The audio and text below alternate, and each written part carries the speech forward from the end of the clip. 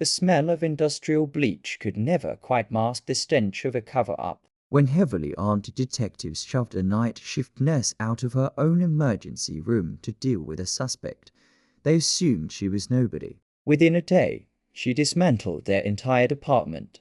This is how it happened. Lila smelled the iron before she saw the stretcher. It was that distinct, heavy metallic tang that cut straight through the overpowering reek of chlorhexidine and stale cafeteria coffee. She didn't look up from her charting right away. The fluorescent lights overhead emitted a low, constant hum that vibrated in her back teeth. She was deep into a brutal shift, and the last thing she wanted was another trauma. "Gunshot?" she asked, voice rough as sandpaper. "No. Suspect resisting arrest. Fall from a height," the paramedic grunted, ticking the gurney wheels to lock them into the trauma bay. When Lila finally turned, the man on the stretcher wasn't just broken. He was pulverized. His face was a swollen mass of purple and black. One eye sealed completely shut. His bottom lip split down the center like an overripe plum.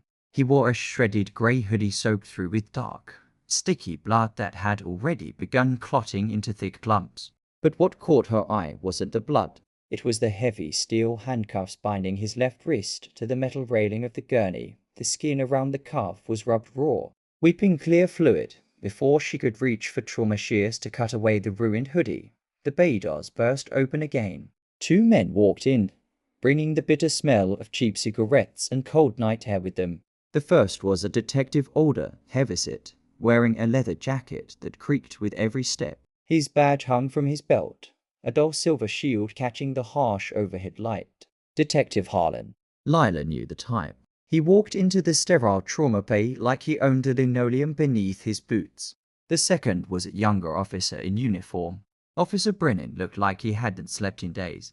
His eyes darted around the room, nervous, lingering on the blood dripping from the stretcher onto the floor. "All right, sweetheart. Step back," Harlan barked, waving a thick, calloused hand at Lila. "We need a statement from this piece of garbage before you drug him up."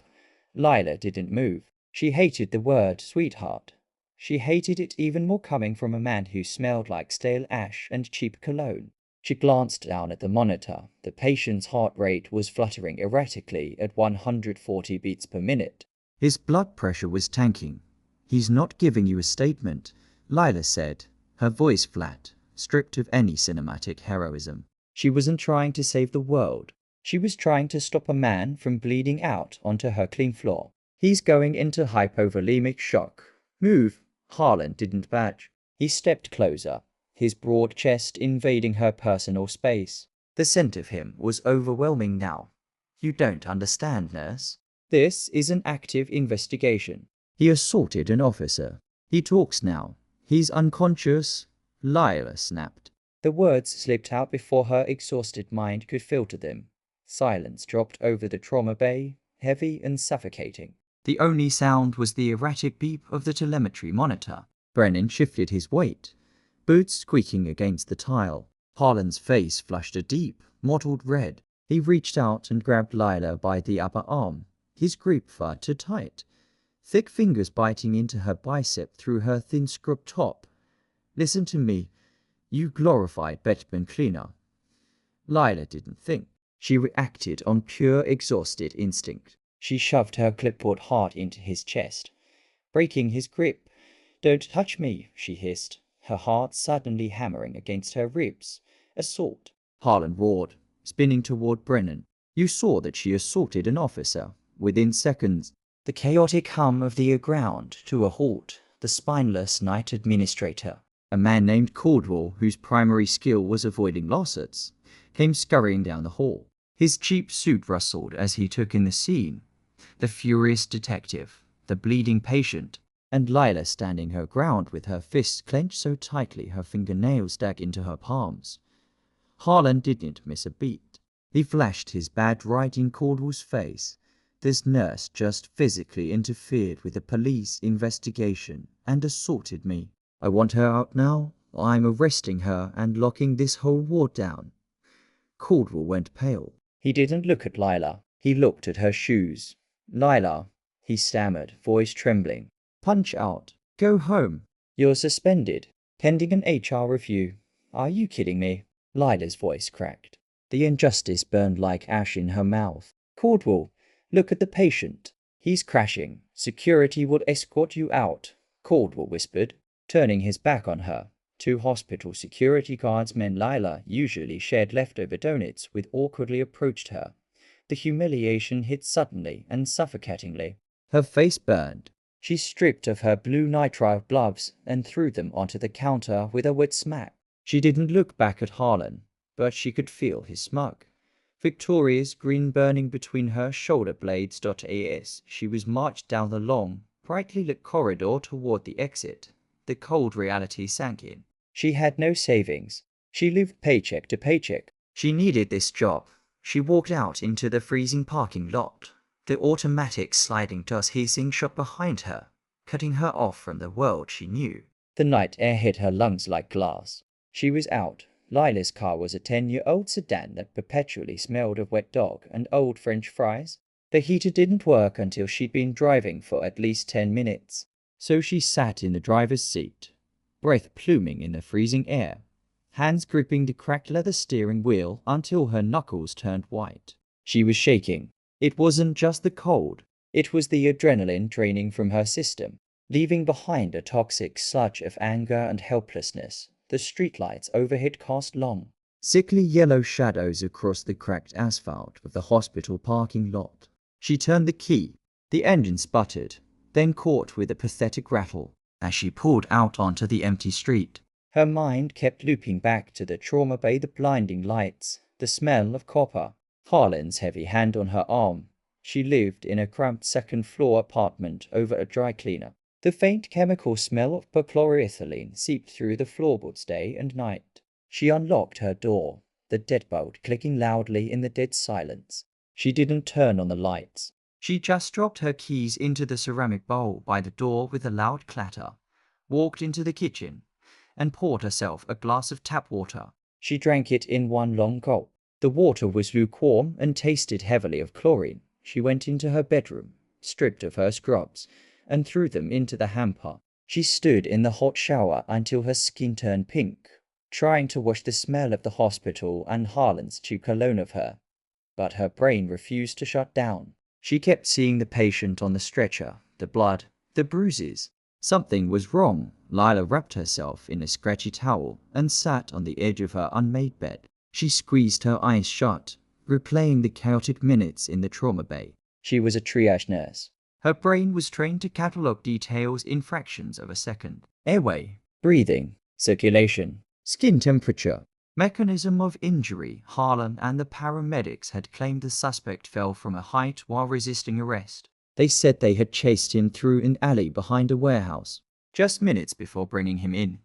Lila opened her eyes and stared at the peeling paint on her ceiling. Minutes. That was impossible. She grabbed her phone from the nightstand, the bright screen burning her retinas in the dark room. She pulled up the Notes app where she usually jotted grocery lists and typed out everything she had seen. First, the blood. The blood on the patient's grey hoodie was completely coagulated, thick, dark, and crusty. Blood doesn't dry that fast. Not in minutes. Not in a cold night alley. That kind of heavy clotting takes hours. Second, the bruises. His face was a swollen mass of purple and black, but a fresh bruise is red, swollen with immediate fluid. Deep tissue bruising that turns mottled purple and black takes time to rise to the surface. Hours at least. Third, the handcuffs. The skin around his wrist wasn't just red from a struggle. It was braided with weeping serous fluid that only happens from prolonged, repeated friction against raw flesh. He hadn't just been cuffed during a foot chase. He had been chained to something hard. For a long time, Lila felt a cold knot form in her stomach. The patient hadn't fallen from a height minutes ago. He had been in their custody for hours. They had beaten him somewhere, held him, and only brought him to the ER when they realized they had gone too far and he was going to die on them. And then there was Harlan's jacket. Lila closed her eyes again, visualizing the detective as he shoved his way into her space, the brown leather jacket, the cuffs of his sleeves. When Harlan had raised his arm to point at her, The harsh fluorescent light had caught the cuff of his right sleeve. There were tiny dark red specks scattered across the leather. High-velocity blood spatter. The kind you only get when you strike an open wound with immense force. Her chest tightened. She couldn't just go to sleep. She couldn't just take her suspension and look for a job at a clinic in the suburbs. Harlan had humiliated her. He had ripped her livelihood away to cover up his own brutality. She walked back into the kitchen, the cold linoleum biting at her bare feet. She booted up her old, sluggish laptop on the cramped kitchen table. The calling fan whirred like an airplane taking off Dart as a charge nurse. Lila still had remote access to the hospital's internal scheduling and security log system, a backdoor the nurses used to check shift swaps and camera blind spots when they needed a moment to breathe in the supply closet. Her login hadn't been deactivated yet. Caldwell was too lazy to do it before morning. She logged in. Her fingers flew across the sticky keys. She wasn't looking for the patient's medical records. Those were tracked, and accessing them from home would trigger an audit. She was looking for the security cameras, specifically Trauma Bay 1. Most people thought the Trauma Bays didn't have cameras due to patient privacy laws. But Lila knew better. 2 years ago, a resident had been stealing fentanyl ampoules from the crash carts. Administration had quietly installed a tiny wide-angle lens in the upper corner of the vent grate in Bay 1. It didn't record audio, but it captured everything in high-definition video. She navigated the clunky interface, her heart pounding a frantic rhythm against her ribs. She found the footage and clicked play. The grainy video buffered, then smoothed out. There she was, standing over the bleeding man. There was the gurney, and there came Harlan and Brennan. Lila leaned closer to the screen, the blue light illuminating her exhausted face. She watched the silent altercation unfold. She watched Harlan grab her arm. She paused the video. She zoomed in on Harlan's chest. His leather jacket was slightly open, and there, clipped to the tactical vest beneath it, was a police body camera.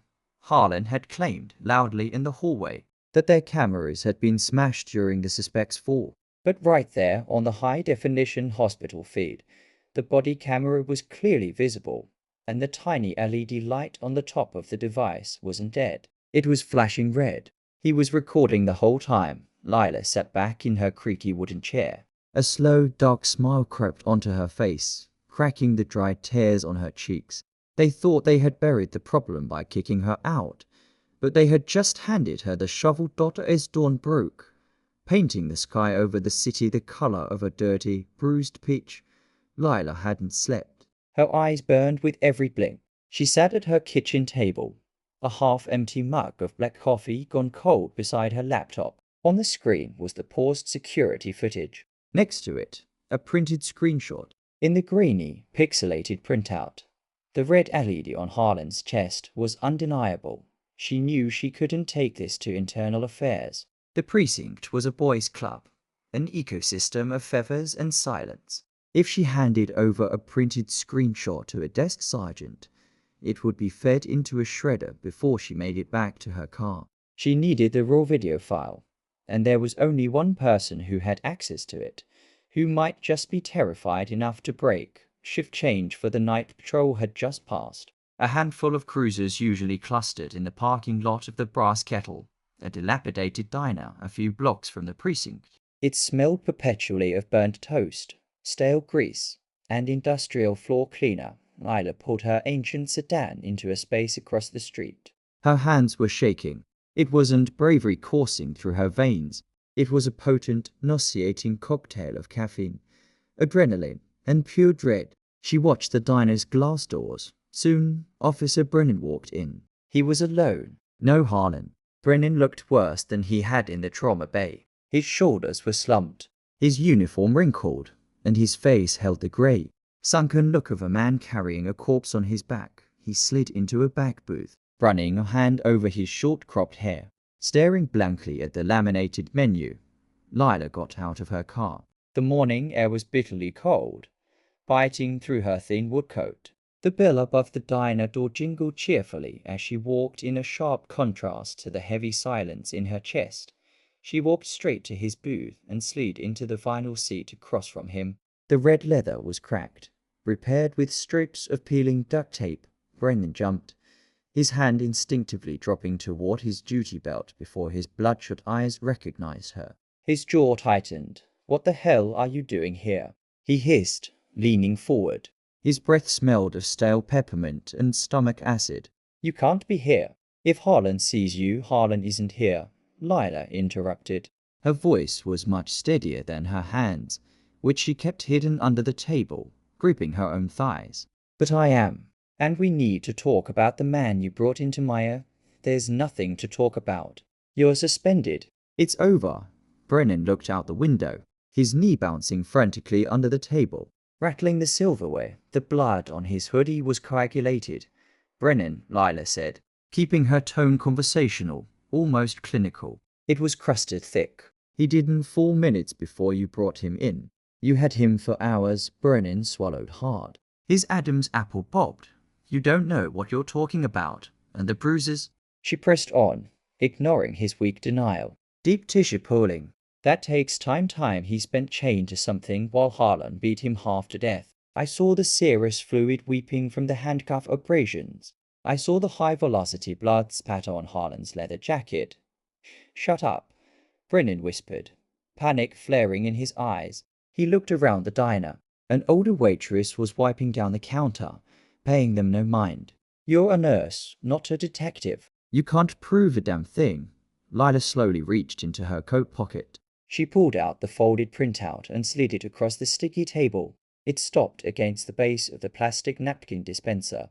Brennan looked down at it. "Trauma Bay 1 has a security camera hidden in the vent grate," Lila said flatly. "It catches everything, including the flashing red light on Harlan's body cam when he shoved me." Brennan stared at the grainy image. The blood drained from his face entirely, leaving him a sickly, waxy pale. He didn't touch the paper. He just stared at the little red dot as if it were a laser sight aimed at his forehead. "He said his camera was broken in the fall," Lila continued, leaning in closer. She dropped the clinical tone. She needed him to feel the walls closing in. "But it was on. It was recording. Which means everything that happened in that rail yard, or wherever you kept him, is sitting on a server right now. He docks the cameras." Brennan stammered, voice cracking. "Harlan has the admin password for our unit. He wipes the footage. He always wipes it. If he wipes it, it leaves a digital footprint," Lila lied. She had no idea how police servers worked, but she knew how frightened people operated. "The FBI Cyber Division will pull the deleted files in minutes. When this blows up, Brennan, who do you think Harlan is going to blame? The decorated veteran detective, or the rookie who was alone with the suspect in the back of the cruiser?" Brennan closed his eyes. A fine sheen of sweat broke out on his forehead despite the drafty diner air. "He made me watch," Brennan whispered, voice trembling. The admission hung in the air, heavy and pathetic. The guy spat on his boots. "Harlan he just snapped. He took him to the old rail yard, chained him to a pipe. I told him to stop. I swear to God, I told him to stop. Tell it to the feds."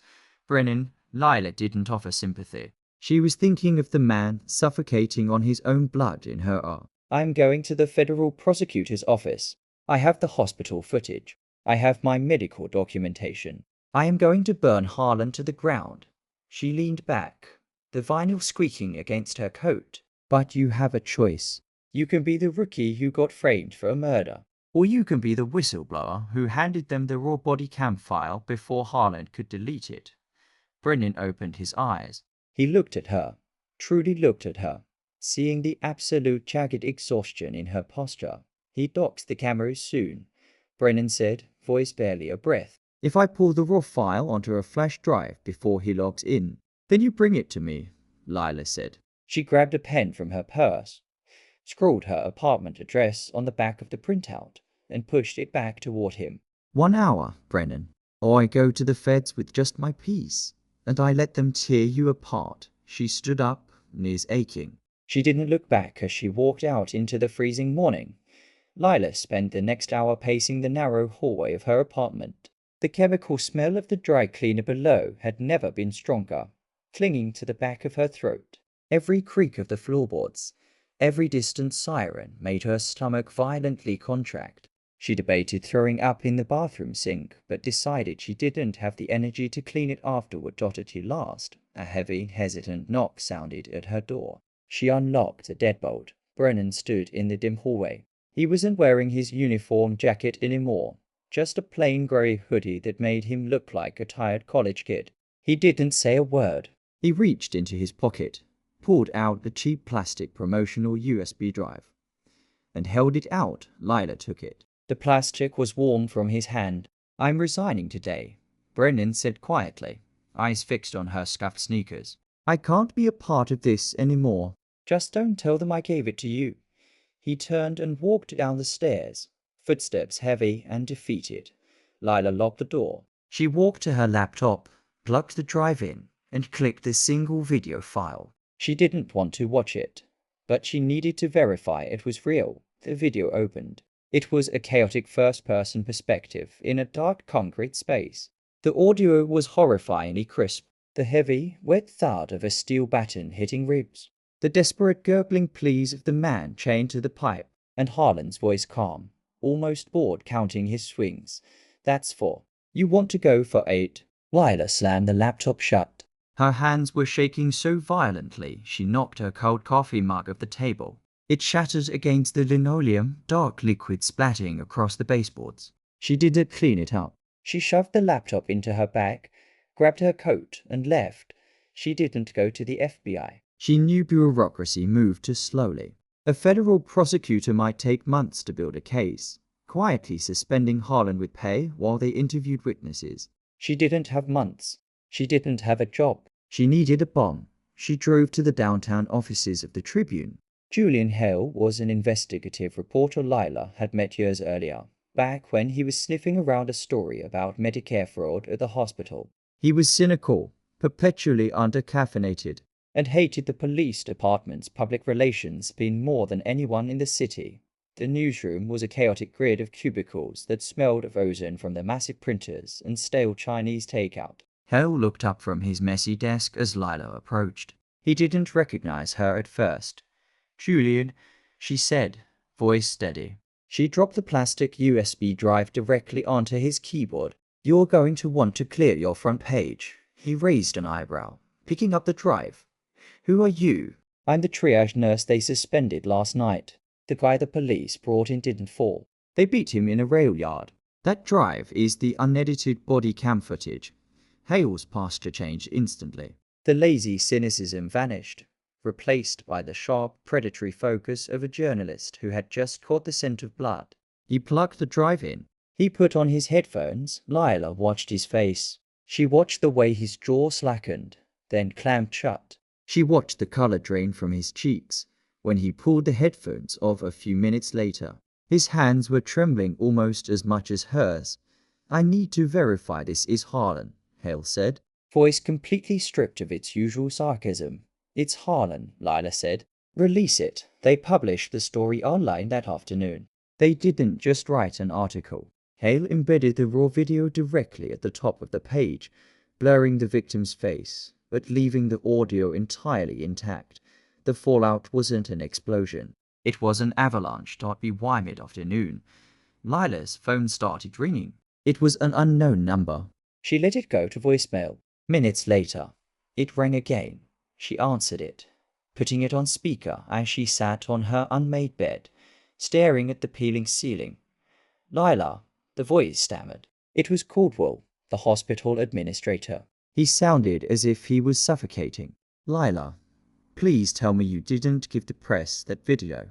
"I don't know what you're talking about, Caldwell," she said flatly. "The mayor's office is calling me.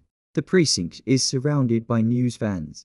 Harlan was just arrested by the state police right out of the bullpen. They're asking why the hospital didn't report the injuries as suspicious immediately." "I did," Lila said, staring at a water stain on the drywall. "I told you he was crashing. I told Harlan he didn't fall, and you let them march me out the door." "Lila, listen," Caldwell was begging now. "The HR review is done. You're completely cleared. We want you back on the schedule tonight, with back pay. We can put out a joint statement." "I quit, Caldwell," Lila interrupted. Her voice was quiet, devoid of anger. She just felt deeply, profoundly empty. "Send my final check to my apartment." She hung up and blocked his number. She walked into her cramped kitchen. The shattered coffee mug was still on the floor. The dark liquid had dried into a sticky stain on the linoleum. She knelt down, picked up a wet paper towel, and finally started to clean up the mess. She was out of a job. She was probably going to have to move. But as she scrubbed the floor, the suffocating weight in her chest was gone. There in the apartment felt clear. She threw the broken ceramic into the trash. It made a dull, heavy thud. For the first time in what felt like forever, Lila took a deep, steady breath and finally went to sleep. Sometimes the biggest heroes aren't the ones wearing capes. They're the exhausted nurses on the night shift who simply refuse to look the other way. Lila's choice cost her a job, but it brought down a corrupt system that relied on her silence. What would you do if you were in her shoes? Let us know in the comments below. If this story kept you on the edge of your seat, hit that like button, share it with your friends, and subscribe to the channel for more raw, true-to-life drama. Hi, my name is Jeffrey Williams, the owner and manager of Second Ember Reborn. After watching this story unfold, I was struck by how quickly everything changed when the police forced a nurse out of the hospital, only for her to help expose their entire operation the very next day. I'd really like to know what you think. How did this story make you feel? What stayed with me most was the courage it took for someone to speak up when it would have been so much easier to stay silent. Lila was put in an impossible position, yet she trusted what she saw and refused to ignore it. That kind of integrity can be incredibly hard to hold on to when pressure is coming from every direction. It also reminds us that paying attention to the smallest details and standing by our principles can matter more than we ever realize. Have you ever witnessed something that didn't seem right and felt torn about what to do? Do you think you would have made the same choice if you were in Lila's position? If this story meant something to you, I'd love to hear your thoughts in the comments. And if you enjoy stories that spark real conversation, feel free to like and subscribe. Thanks for watching.